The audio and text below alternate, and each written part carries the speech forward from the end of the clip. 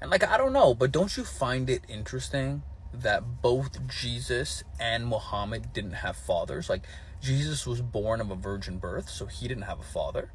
And Muhammad's father passed or died or whatever you want to say before he was even born. So neither of them had fathers. And don't you also find it really interesting that societies that decay, the father's never in the house? Like, what's the coincidence of that? What's the coincidence that the people that need guidance the most, which are fatherless men, they can get their guidance from fatherless men? The difference is that they can get their guidance from fatherless men within a society that hasn't been corrupted. So they're not getting their value hierarchy from a corrupted society. It's like, if these people, like if Muhammad or Jesus was born to like in a set of a corrupted society, at least you can make the argument, like they don't know what they're talking about, they're part of a corrupted society as well. But I mean, the society was corrupted, that's true. That's true. I'm just thinking out loud. Like, Muhammad's society was corrupted, but I guess like his lineage wasn't corrupted, because I know the Arabs, they keep the lineage real tight. The reality is though that the father didn't leave. But in this society, what's like the divorce rate now? Like 50%, 70%, 100%. And you could see it in the reflection of how the society is dealing with one another. You can see it inside the kids, in the trauma, in the PTSD, and the insecure attachment styles.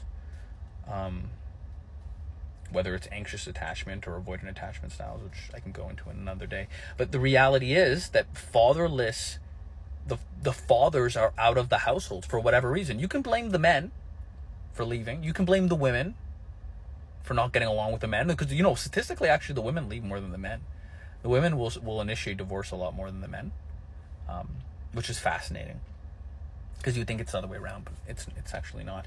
But fathers do leave. And if you look at societies, like the societies that are doing the worst off don't have fathers in the house. And if you look at the religions, the two most prominent religions in the world are religions about these people that found guidance and not have fathers. So who is their father?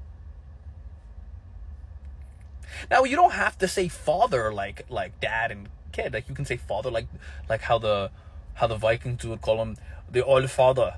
Did I say that? Horrible accent choice. The old father. It's like a German. But the reality is that like these people didn't have dads. So they're growing up with they're growing up without a dad. People who don't grow up with a dad, what do they need? They need a value hierarchy. So in a lot of ways, like, God is your creator, God is your dad. The problem is that he's not a man or a woman, so you can't put him into a person.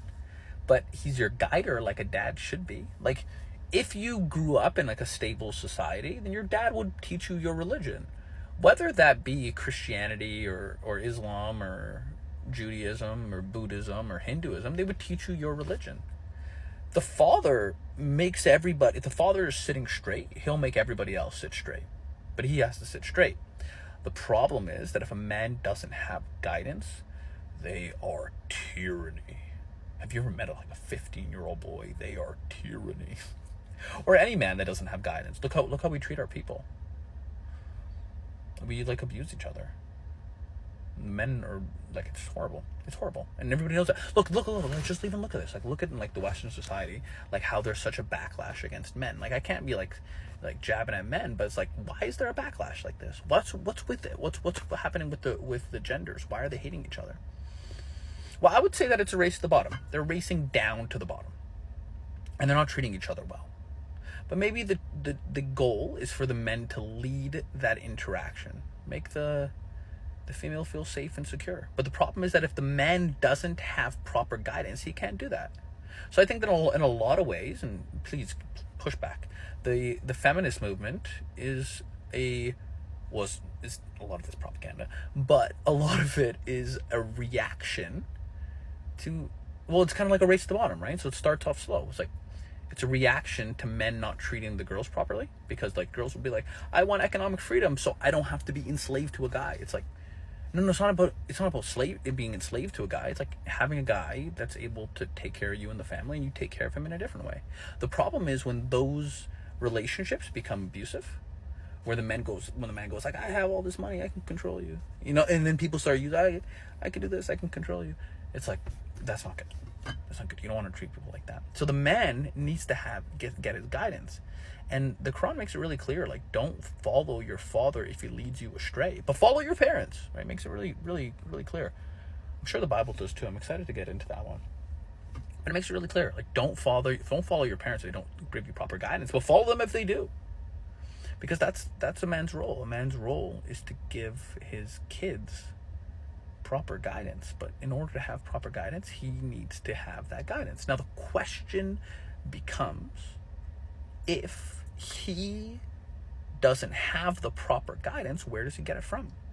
Do you just think of the guidance on your own? What are you going to do? You're going to wake up one day and go, I have guidance. Where do you get it from? Which is the idea of like subjective morality versus objective morality. Like, does morality exist because I say so?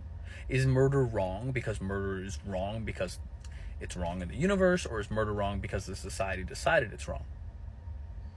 Which leads me to like an example that I'll use, actually, that I was thinking about. It's like, if you look at a society, the society doesn't know that it's doing evil. They'll do evil, and then they'll make a justification for the evil that they're doing, i.e. what's happening right now. i.e. example, it's like what's happening right now. You'll make a justification to do evil. How can you make excuses for killing children? Am I allowed to say killing on this thing? How can you make excuses for unaliving children? How can you make excuses for that? Nobody should make excuses for that. It doesn't matter what religion, what people. We all come from one source. But yet, we speak as if there's others and they're not us. We are all the same. We're one big family, one big human family. And we're here to experience the world together. And part of this is to, if you're grateful to be here, you try your best to be here, and you treat others better, you make this world a better place. You make this world a brighter place. You make this place a better place. Don't let your religion turn into a cult. And what I mean by that is, like, if you make your religion turn into a cult, then you'll look at the other people and go like, those people, screw them. Like, let's just say that your religion is right. Let's just say, I talk to like the Christians, and the Christians are like, I'm right. That's actually one thing that I really do like about the Christian religion. Is like, a lot of the times the Christians, they'll look at it, they'll look at people and they'll go, forgive them. They don't know what they're doing. It's better to not be harsh. It's better not to be harsh on people that don't know what they're doing. Be easy with them, because the rules are there for a reason. But if you don't have any spirit, what's the point of the rules? Like, when I was in the West, you make this argument against the hijab or women covering up. It's like, you're so oppressive, you tell women to cover up. But if you just explain that, like, men naturally objectify women and women are more than objects, then maybe it's a reasonable argument. But if you're like saying, put on your clothes, the scarf before I beat you up, it's like, that's ridiculous. You're taking away the spirit. You're taking away the spirit of the thing. Everything should come out of love. Everything should come out of protection. It shouldn't come out of pain. It shouldn't come out of anger.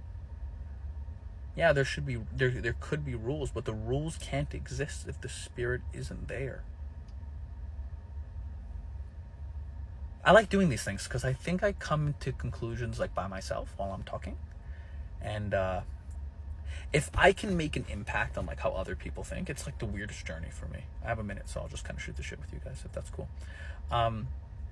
It's a weird journey for me because often I don't feel qualified to, like, my last video I had like, the people who are still here, it's like, what's up, dog? What up? Most people are not going to be this far in. But it's cool because like the last video I posted, it had like almost, what is that, like 45,000 views right now, and it's been like a day and a bit. And I think like I'm totally underqualified to make these videos, so that's intimidating. But don't expect anything from me except for me just trying to do my best, And we're all going to make mistakes, and we're all kind of like on this journey together. But what a cool medium that we can all talk to each other, and we should appreciate that. Let's try our best to do good. Just like take a day and go, okay, today I'm going to try my best to be my best, and I'm going to aim up. And I'm going to fail. And that's okay. Because God's the most merciful, right? See you guys.